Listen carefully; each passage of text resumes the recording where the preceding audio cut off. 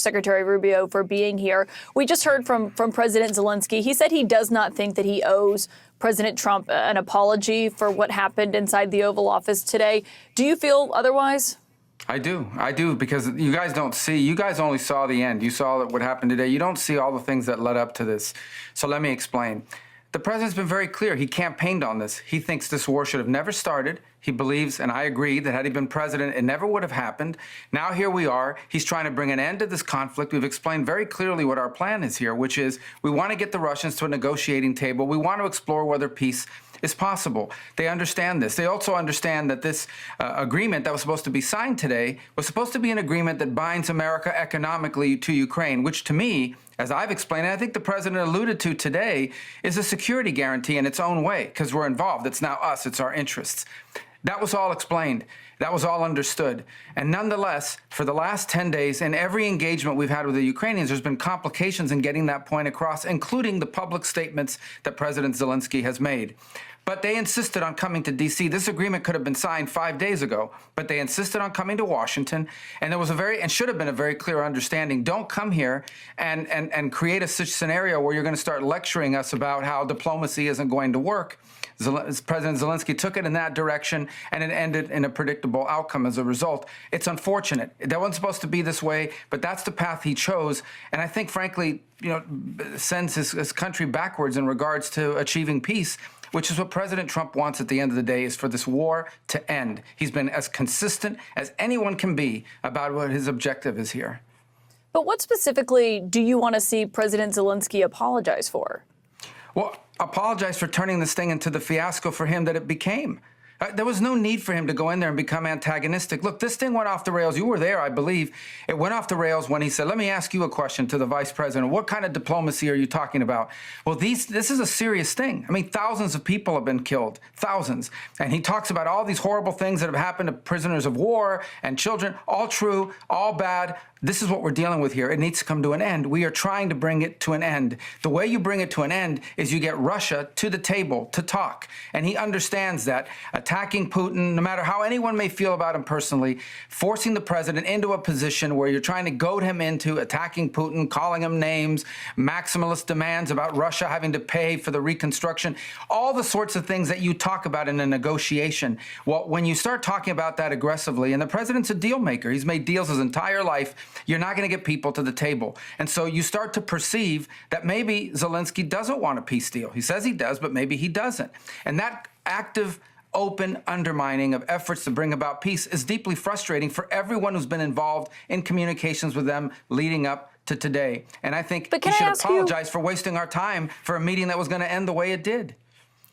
You yourself have said previously that Putin cannot be trusted in negotiations. That was the point that President Zelensky was ultimately making during that conversation, is that there cannot be an agreement without security guarantees, because he was talking about all the ceasefire agreements before, or agreements that Putin has just blown past. I mean, do you still feel that way, that Putin cannot be trusted in these negotiations? Well, I was there yesterday when the president said in front of the media that our approach is going to be trust but verify. President Trump's made deals his entire life. He's not going to get suckered into some deal that's not a real deal. We all understand this. We understand it on our end for certain. And so the goal here is to get to a place we have to explore whether peace is possible. I've said this repeatedly. I don't know. I think it is, based on what they've said so far, but we have to explore that. How else is this war going to end? I ask people, what is the European plan to end this war? I can tell you what one foreign minister told me, and I'm not going to say who it was, but I can tell you what one of them told me, and that is that the war goes on for another year, and at that point, Russia will feel so weakened that they'll beg for a peace. That's another year of killing, another year of dying, another year of destruction, and by the way, not a very realistic plan in my point of view. So if there's a chance at peace, even if it's a 1% chance, that needs to be explored, and that's what President Trump is trying to do here. President Trump said just when he was leaving the White House after that meeting that he doesn't think President Zelensky wants peace. But isn't that why the Ukrainian leader was in the Oval Office for that meeting today? Well, he was in the Oval Office to sign a minerals rights deal. That's what he was in the Oval Office to sign today. But again, when you have comments that deliberately appear to be after having discussed this repeatedly, deliberately appear to be geared towards making the argument that peace is not possible. Again, he turns to the vice president. What kind of diplomacy are you talking about? Almost as if to say, these people, you can't deal with them. You can't have any negotiations with Putin because he can't be trusted, and you're just wasting your time on negotiations. Well, he's directly, basically undermining everything the president has told him he's trying to do. Look, there's no need for that. You start to suspect, does he really want an end to this war? Does he just think that, we have to do whatever he says and give him anything he wants without any end game? That was the Biden strategy.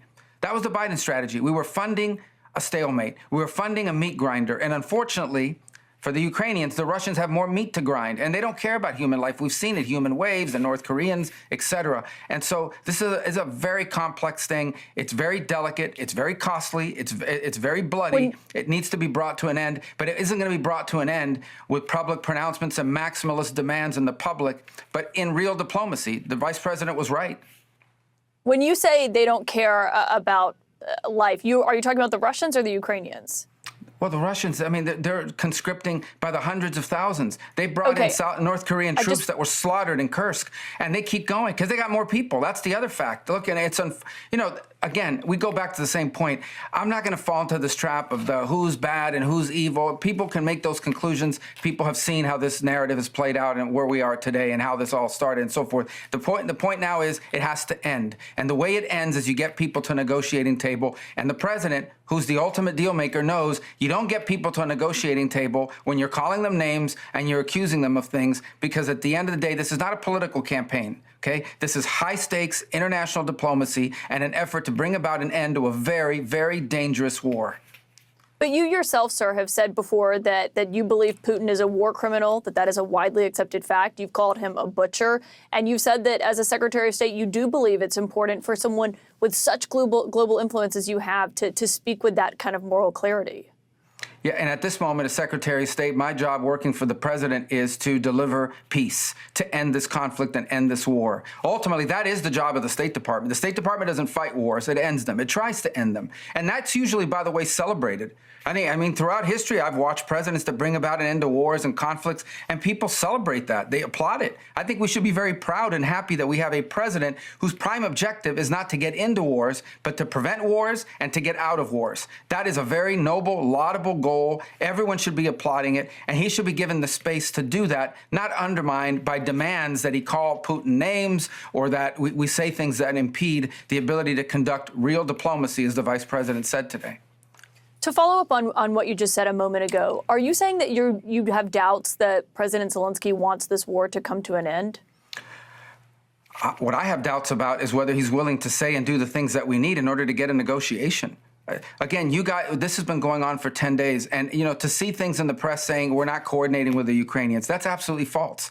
Over the last 10 days, the Ukrainians have met with the Secretary of Commerce, the Secretary of State, the Vice President of the United States, had a phone call with President Trump, and he was in the Oval Office today. I've talked to the foreign minister of Ukraine 3 times in the last 10 days. The argument that we're not engaging, but yet you keep reading these press accounts about, they're leaving us out, we're not involved, we're not engaged. None of these things are true, and it continues. So all that led up to today in a deep sense of frustration. And my hope is that this all can be reset and maturity can kick in and some pragmatism, because this war tonight, people will die in Ukraine. Tonight, people will die in this conflict. We're trying to bring an end to this conflict, which is unsustainable. It's an unsustainable, bloody war that has to come to an end. And right now, the only leader in the world that can even have a chance of bringing about an end to this is named President Donald Trump. And we need to give him the opportunity to try and do that. And when you see efforts to impede it, when you tell someone, don't say, let's not talk about these things, let's not go in this direction because it makes it harder for us to engage, and they insist on doing it anyways, you start to wonder. I don't like to impugn people's motives, but you start to wonder what's behind it. So look, again, let's hope that this can be salvaged, but I'm not sure after today. You don't believe that you're not sure that this can be salvaged? Can this relationship between Zelensky and Trump be repaired in your view? I think anything is possible, but it has to go back to the point that President Trump is interested in being involved in this for the purposes of bringing about an enduring and lasting peace. That's what he wants to achieve.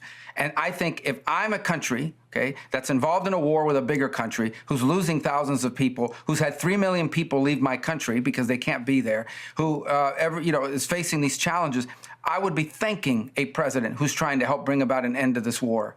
I would be thanking him, and I would be supportive of what he's trying to do, at least in my public pronouncements and in my public posture. And we didn't see that today, and we haven't seen that for the last few days. Now, will that change? I hope so. It should, for the purposes of global peace and stability in Europe and around the world. Do you think you can make the argument that he hasn't said thank you? Well, I think the vice president said he hadn't said it today. He hadn't heard it today in that meeting. And we were hoping that that meeting would begin by thank you for everything you've done for us. We wouldn't be where we are today without you. We wouldn't even have a chance to negotiate a peace without the help you gave us. By the way, without the help you gave us when you were president in the first term, because President Obama refused to provide them defensive capabilities in terms of military hardware. He did provide him blankets. Yeah, and he that did was provide brought him up today humanitarian during aid. that meeting. And it was brought up, but I was there. In fact, I vividly recall at the time Vice President Biden saying to me in a meeting that we had at the vice president's residence that the reason why we didn't want to provide them those weapons is because they might use them. That was his exact quote. And that was the attitude. I remember clearly then the Ukrainian leaders saying, we don't need more blankets or MREs. We need weapons to defend ourselves. And they didn't do it. President Trump did. He provided them weaponry, some of it, much of it, which was used at the beginning of this war. And without those weapons being in their stocks, this war could have been over very quickly, 2, 3, 4 days. Another pot shot that Zelensky took today, when the president pointed that out, you know what Zelensky said? He said, yeah, we've heard that from the Russians. That's not a Russian narrative. That was the official position, okay, of the United States. I vividly recall being briefed by leaders in the Biden administration telling us that this war was going to be over in 5 to 6 days. They believed that that was their assessment at the time. And it wasn't the case because of the weapons that Ukraine had in its stocks because of President Trump in his first term. So he should have been grateful for that and grateful for what we're doing now. And one more point. It's not just President Trump. There's news reports out there from NBC News, at least is one of the places I recall, reporting that Biden had a shouting match with Zelensky for not being grateful and not being thankful for everything that was provided back in 2022. Now, that didn't happen in front of the press. That was leaked, but it got out there. These frustrations are not unique to President Trump. There was those frustrations in the previous administration, if NBC News is to be believed. Right. But obviously we've never seen anything like what we saw today. But the point that Zelensky was making there is that everyone predicted his demise, and Ukraine was able to fight and to survive. Zelensky was able to survive. The Ukrainian people have been fighting for 3 years. You yourself have said previously that the United States should assist Ukraine as long as the Ukrainians are willing to fight. So I think the question coming out of that meeting is what happens next year? I mean, you are the U.S. chief diplomat. Is there a path for diplomacy? Is a ceasefire still a possibility tonight? Well, number one, you know who else said that Ukraine is very brave and very valiant? President Trump. He said it today. He said it repeatedly. Your soldiers have been very brave. Your fighters have been very brave. Your people have been very brave. He said that repeatedly. And everyone recognizes that. But we're 3 years into a war that has no end in sight and no exit strategy. The EU doesn't have an exit strategy. I saw the comments tonight from the leader of the EU saying there needs a new leader of the free world. I mean, these people are just playing silly games and saying these things. What is their exit strategy? What is anybody else's exit strategy? The only person on the planet who is actively trying to bring an end to this conflict is named Donald Trump, the president of the United States. He's the only one that's trying to do it, and we should be helping him to achieve it. And so I think it's possible? Yeah, I hope it's possible, because that's what we do try to do at the Department of State, is we try to bring end to conflicts, not start new ones, and certainly not extend them. Senator Lindsey Graham, after having lunch with President Trump today, said Zelensky either needs to resign or they need to send someone over that we can do business with. Do you feel that President Zelensky needs to resign? Well, that's Lindsey's feeling because he feels very passionately. You know, he's been a very strong supporter of Ukraine. Lindsey Graham has been one of the strongest voices for Ukraine. Well, the United States, the president's taken no position on that. What he said today is let him come back when he's ready to do peace. That's what he said. Let him come back when he's ready to do peace. So I can't speak for what anybody else said. I can only go off the words from the president of the United States, and that is today this is not going to be productive any further. When Zelensky's ready to make peace and he's serious about peace, let him come back then. And that's when we'll re-engage with them. And what he means by that is when he understands— And how will you measure that? Well, I think it's everything I've said already. And that is, how are you going to get Vladimir Putin and the Russian Federation to a table to discuss even the opportunity, even to explore whether there's an opportunity for peace? You're not going to do it by calling them names. It makes everybody feel very good. You can pass resolutions. You can put out very strongly worded statements. Senators can do it. I did when I was in the Senate. House members can do it. Commentators can do it. And countries that have no real skin in the game can do it. But when you are the president of the United States of America and you're trying to bring about peace the way Donald Trump is trying to bring about peace, the only way to do it is you have to create space for people to come to the table and talk. And that is something we should all be applauding, not criticizing. And not pretending that we can just extend this war forever until and that everybody has unlimited resources to continue to fund it on both sides, by the way. And President Zelensky has said he does want this war to end. He just cares about how it ends. We heard that from the other European leaders who came to the Oval Office also this week. President Trump said to me today, before that shouting match erupted in the Oval Office, that he doesn't believe there have to be security guarantees in place before the ceasefire, that you can come to a ceasefire agreement and then put those in place. Do you agree with that? That's not what he said. What he said is, why am I going to be talking about security guarantees? Let me get a peace deal first, is what he said. That doesn't mean they can't happen as part of that negotiation, but you have to have an agreement to, what peace is there to secure if you first don't have an agreement on peace? Like, what do the Russians need in order to end this conflict? What so do you're the saying it would happen need? as part of the negotiations? Well, again, how do you end a war? You have to find out what the combatants require in order to stop shooting at each other. What are the Russians' needs? What do they need to see in order for them to stop fighting? What do the Ukrainians need in order to stop fighting? And then once you have that in place, then you can decide the next step, which is, and what do we need to do to make sure this never happens again, that it doesn't happen in 2 years, 3 years, 5 years. I don't think President Trump is interested in a one-year ceasefire. I don't think he's interested in a 6-month ceasefire. He wants this thing to end. He has said that repeatedly. But again, he's not going to use the kind of language that maybe plays well in the public sphere or in the political sphere for people that want to take shots at him, but it's not going to allow us to have a negotiation or even to explore a potential negotiation. President Donald Trump is a man who's made deals his entire life in the business, and he's bringing those principles to government, and he's the only one in the world that has any chance. If Donald Trump tomorrow decides, I don't care about Ukraine, I don't care about Russia, and I don't care about this war, and he walks away, I ask you, I ask everyone, well, who on this planet has any chance whatsoever, even a 1% chance of getting the combatants to the table? The answer is there is no one. He is the only one on earth right now that has any chance. If there is a chance at peace, he's the only one that has a chance to deliver on it. Do you still see a meeting happening with President Putin there, President Zelensky, and President Trump? Is that still possible? Well, I think that's premature. I mean, what would they? You first need to make sure that this is even a possibility, and you have to explore it. And look, there's good signs, I think, maybe, somewhat about at least the Russians' willingness to engage. And but we have to explore all that. But that's not going to be done in front of cameras. It's not going to be done in an open ballroom. There's a lot of work to be done before we get to this point. This is a complex war that has causes behind it that go back a number of years. There's a lot to navigate. A lot has been invested on both sides. Gains have been made by the Russian Federation in some places. All of these things have to be worked through, but it's not going to be done through press conferences and in the media. It has to be done through what the vice president said today, the serious work of diplomacy. It's a lot easier to just say, well, we're with Ukraine all the way, no matter what, however long it takes. Well, 15 years, 12 years? I mean, that's absurd. That's not sustainable, and everybody knows it. The president wants to end this war. He wants to explore whether there's a possibility to do it and do it quickly. He campaigned on it. It was a promise of his, and he intends to when he says these things, he doesn't just say them, he means them, and he's doing it. And it's the first time we've seen that in a long time in American politics. Secretary Marco Rubio, thank you for your time tonight and joining us on such a historic day. I really do appreciate your time. Thank you.